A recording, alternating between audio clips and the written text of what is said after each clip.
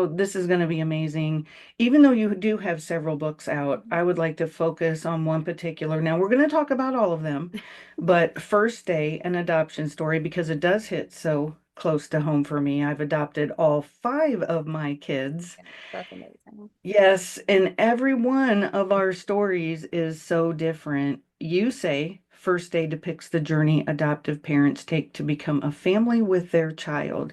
And this is so beautifully written and illustrated.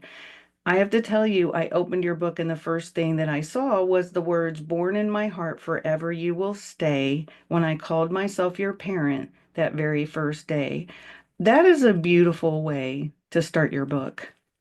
Yeah, I had a really good friend who is working in social working, and when I initially wrote this book, it was very much inspired by my own adoption story, which was from infancy at a hospital with a mom and dad, and I shared it with some friends, and I realized that no one else I knew who was adopted had the exact same story as me. And so we scratched it and we started all over again. And my friend in social working said this would be amazing if you could relate to older children as well. And so we made a really conscious decision as I was writing this book to not name parents, to not name ages, races, situations, and to really just allow for an analogy where parents could really fill in the blanks to their own child's story. And then at the end, also write in their child's story because it is so special. And I've talked to my mom about it many times, and she said she wished she had something like this where she could have written down little memories and had even my birth family write notes in it and given it to me as a gift and read it to me as a baby and child. And I love reading it to my kids, and they're biological, but I love telling them the story about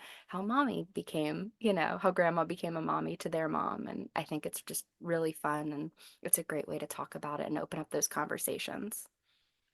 I love how the book is written because it is, adoption story, but it's also so unique. I mean, it's for everybody, but unique at the same time. Mhm. And that was really cool that you did that. It was definitely difficult because I know that everyone's adoption stories are so different. I have friends who are Right. adopted by single parents. I have interracial families. I have same-sex families, and it's beautiful. And I see so many books out there. I personally was read Tell Me Again About the Night You Were Born, which was the book my parents read to me. Mm, I loved it, and it depicted my story, but it didn't depict anyone else's that I knew. So I wanted to make sure that it did. And I do have a few Easter right. eggs in there that resonate with me.